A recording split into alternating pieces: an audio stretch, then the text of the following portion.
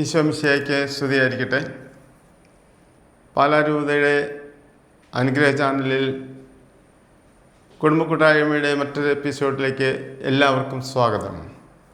ഈശോ മിശിഹായിൽ ഏറ്റവും സ്നേഹിക്കപ്പെടുന്നവരെ, നമ്മുടെ കുടുംബ കൂട്ടായ്മയുടെ സവിശേഷതകളെക്കുറിച്ചും കുടുംബങ്ങളെക്കുറിച്ചും 6 ലക്ഷണങ്ങളെക്കുറിച്ച് പൊതുവായിട്ട് സ്നേഹബഹുമാനപ്പെട്ട ജേക്കബ് വെള്ളമരുന്നെങ്കിൽ അച്ഛൻ നമുക്ക് ക്ലാസ്സുകൾ തന്നല്ലോ.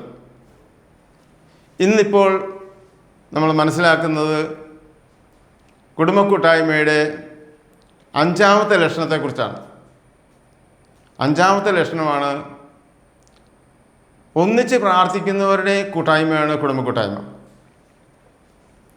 ഉദാഹരണമായി പറഞ്ഞാൽ നമുക്കറിയാം, വീട് പണിയുന്നവർ കല്ല്, കമ്പി, സിമൻറ്റ്, മണൽ, മെറ്റലെല്ലാം ചേർത്ത് വീട് പണിയുന്നു.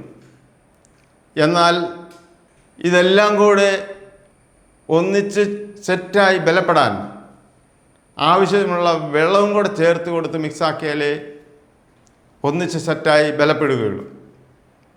അതുപോലെയാണ് കുടുംബ കൂട്ടായ്മയിൽ പ്രാർത്ഥനയുടെ അനിവാര്യതയും.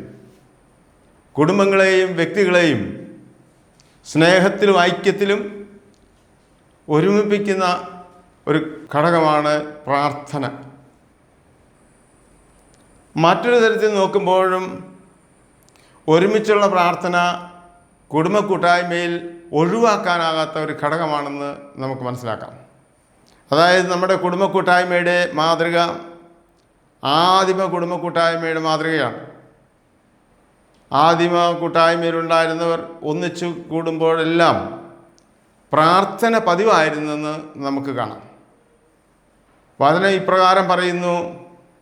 അപ്പോസ്തല പ്രവർത്തനം 2-ാം അധ്യായം 42 ഇപ്രകാരം പറയുന്നു: അവർ അപ്പോസ്തലന്മാരുടെ പ്രബോധനം, കൂട്ടായ്മ, അപ്പം മുറിക്കൽ, പ്രാർത്ഥന എന്നിവയിൽ സദാ താല്പര്യപൂർവ്വം പങ്കുചേർന്നു.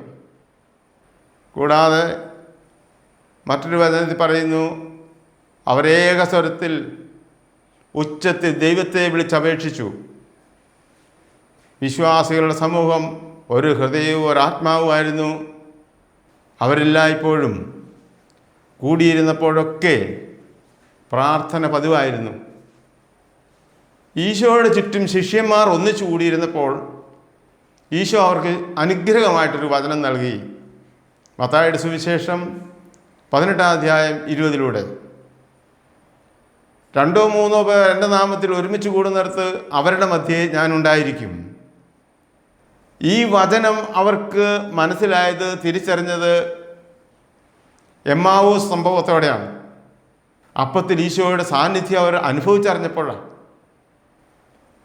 ക്രിസ്തു സാന്നിധ്യമാണ് ആദിമ കൂട്ടായ്മയിൽ പ്രാർത്ഥനയ്ക്ക് തന്നെ അവർക്ക് പ്രചോദനമായത്. ആദിമ ക്രൈസ്തവ കൂട്ടായ്മയുടെ ലക്ഷ്യം ദൈവസാന്നിധ്യം അനുഭവിക്കുക എന്നതായിരുന്നു. പ്രാർത്ഥന എന്നാൽ ദൈവസാന്നിധ്യം അനുഭവിക്കുക എന്നാണെന്ന് വിശുദ്ധ ജോൺ മരിയ വിയാനിയും നമ്മളോട് പറയുന്നു. ഇത് രണ്ടും കൂടെ കൂട്ടിച്ചേർത്ത് വായിക്കുമ്പോൾ നമുക്ക് മനസ്സിലാക്കാവുന്നത് ക്രൈസ്തവ കൂട്ടായ്മയുടെ ലക്ഷ്യം പ്രാർത്ഥനയായിരുന്നു എന്നാണ്. ഒന്നിച്ച് പ്രാർത്ഥിക്കുന്നതിൻ്റെ പ്രാധാന്യം മനസ്സിലാക്കിയ സങ്കീർത്തനം 34:3 ദാവീദ് രാജാവ് തൻ്റെ ചുറ്റുമുള്ളവരോട് തന്നോടൊത്ത് പ്രാർത്ഥിക്കാനായി ക്ഷണിക്കുന്നു.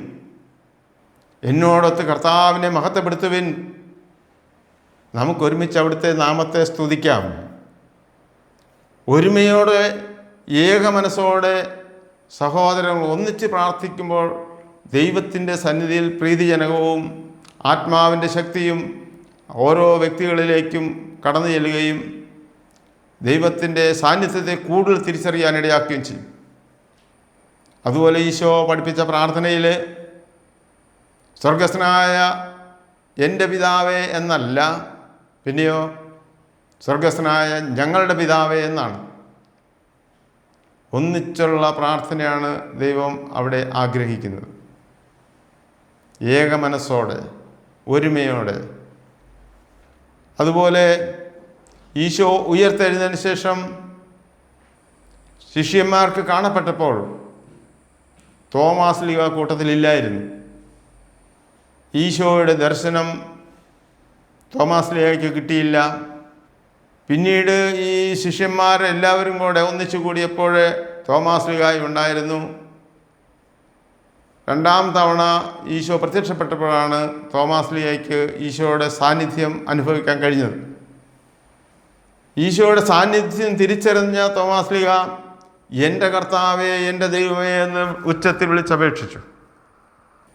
ദൈവത്തോട് ഉച്ചത്തിൽ മനസ്സ് തുറന്ന് വിളിച്ചപേക്ഷിക്കുമ്പോൾ ആത്മാവിന് ശക്തിയും ദൈവ സാന്നിധ്യവും ഓരോരുത്തർക്കും തിരിച്ചറിയാൻ കഴിയത്തക്ക വിധത്തിൽ കടന്നു വരും.